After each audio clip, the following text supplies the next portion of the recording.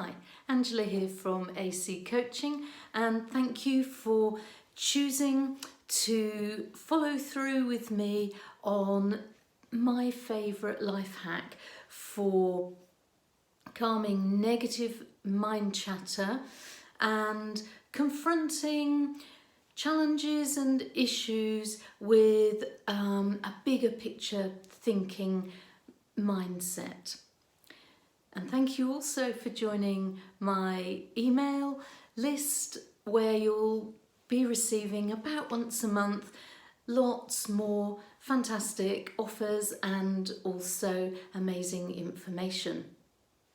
So let's dive right in, and we're going to start by stopping the mind chatter that's going through to the left-hand brain, to our survival brain, which is focusing us on the threat in the situation rather than allowing us to use our calmer thinking, broader thinking mind to resolve issues.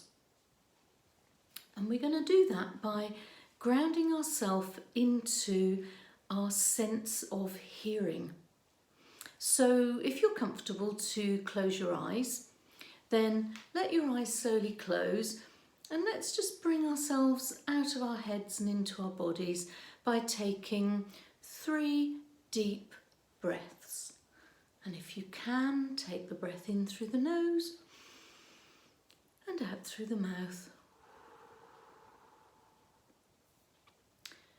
3 steady breaths, and then let your breathing go back into its natural rhythm. And what we're going to do now is we're going to focus our attention on our sense of hearing. And thoughts will come and intrude as we go through this exercise. Don't feel that you're failing if that happens. Just put the thoughts gently aside and refocus back onto your hearing. It's quite normal for your brain to get distracted at certain times during the exercise. So, again, keeping the eyes closed, we're going to listen with all our attention to hear the furthest away sound we can hear.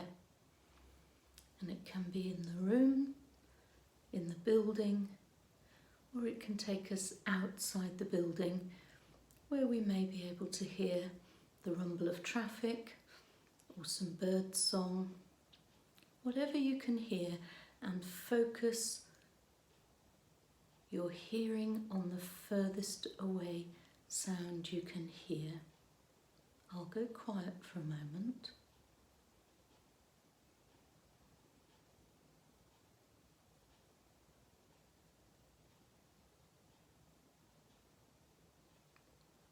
Put any thoughts aside. Focus on your hearing.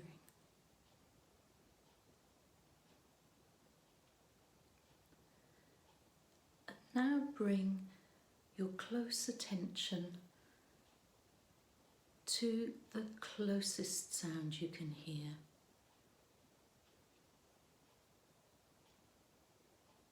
What's the closest sound you can hear? I'll go quiet for a moment.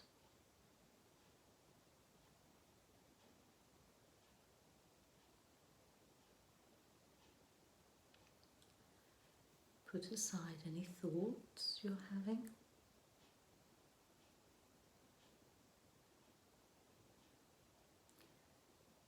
And if that closest sound isn't your breathing, I'd like you now to concentrate on the sound of your breathing. And it may help you to put a hand on your tummy so that you can feel the rise and fall. And you may need to accentuate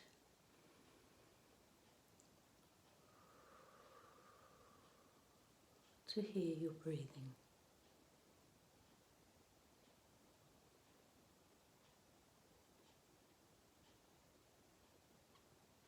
Put aside any thoughts you're having. refocus on your breath.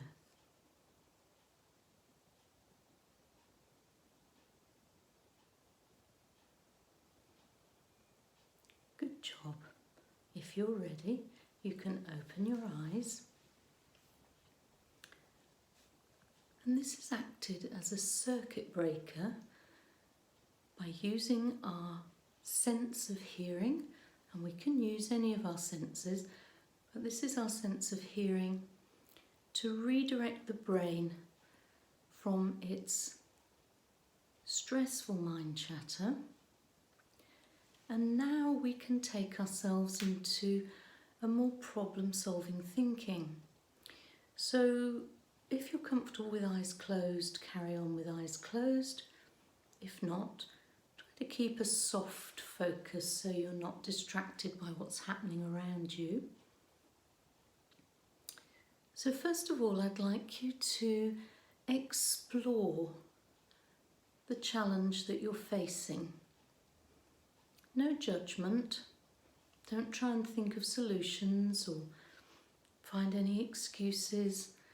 Just like you to outline the challenge that you're having. And you can do it in your mind, or you can take a piece of paper. Just broad brushstrokes outline the challenge that you're having. And we're acting as fascinated scientists here, looking in on the problem and simply observing what we can see. We're not drawing any conclusions or trying to take any action at this point, just looking at what there is. And then once you've got an outline and you've explored the issue, then I'd like you to pause for a moment and have a little empathy and compassion for yourself. So I'd like you to close your eyes for this part and just imagine yourself as a vulnerable child. Or you might like to imagine what you'd say if one of your closest friends was facing what you're facing now. How would you speak to them? How would you reassure them? And I'd like you to offer that reassurance to yourself. I'd like you to acknowledge that it's tough facing this challenge, that sometimes life can be tough as well. No self-pity, just acknowledge with some compassion how hard it is to face up to some of life's challenges.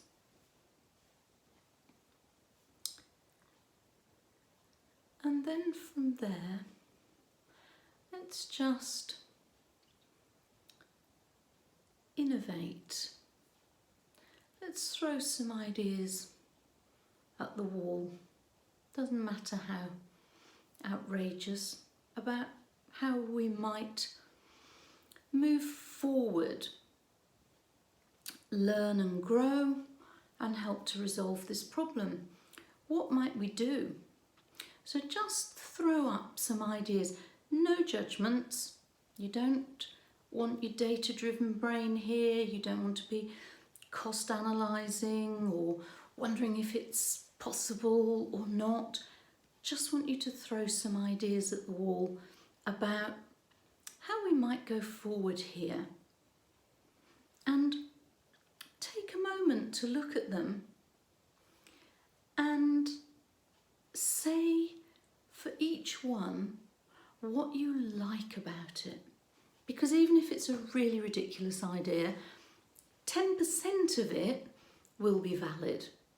So just dig into those innovative ideas and try to find the 10% that you like. And then once you've found the 10% that you like, how could you add to that to give it even more value?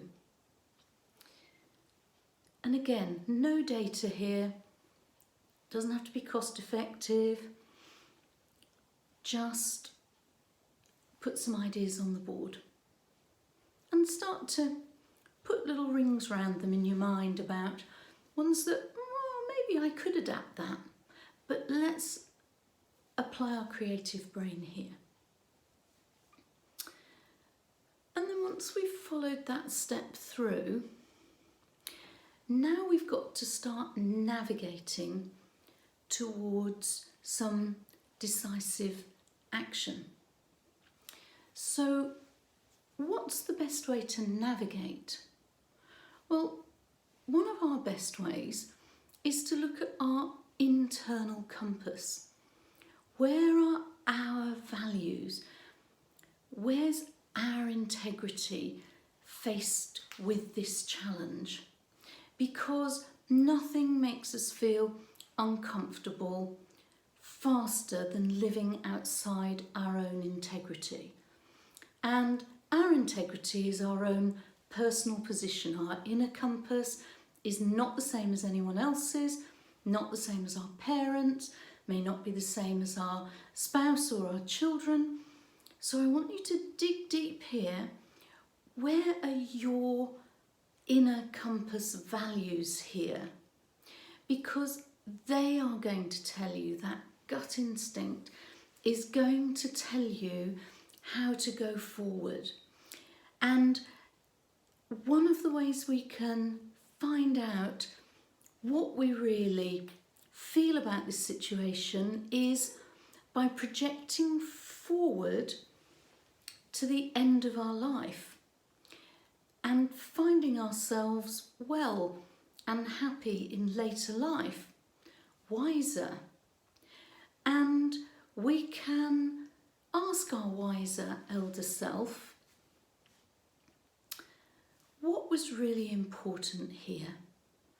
And what would I wish I'd done in these circumstances?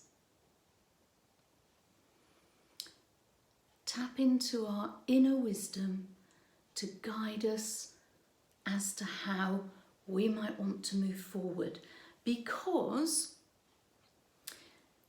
even if we're stepping into bear country and we can't really see the path ahead of us, we are surely going to more go in the right direction by navigating our own true north than we are by simply going round in circles.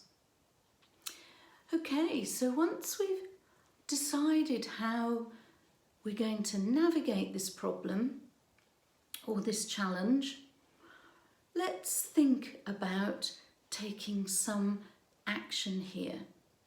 And let's break it down. It doesn't all have to be done at once.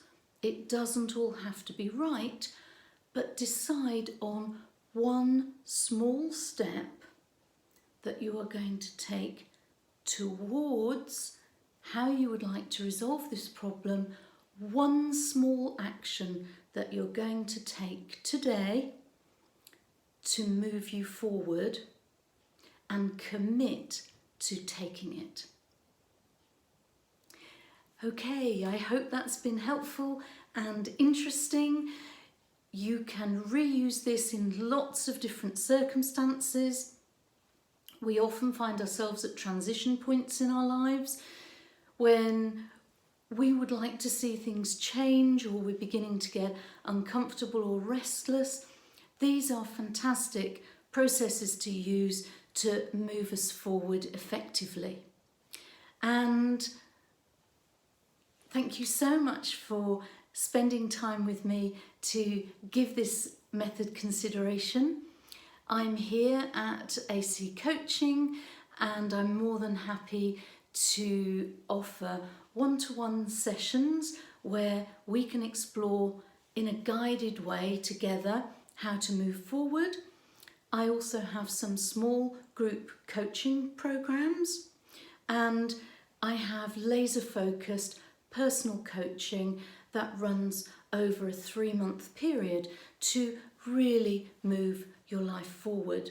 So I would invite you to contact me if you would like to delve deeper into this. And in the meantime, good luck with using those techniques to make yourself feel more comfortable, more relaxed and more fulfilled. Bye for now.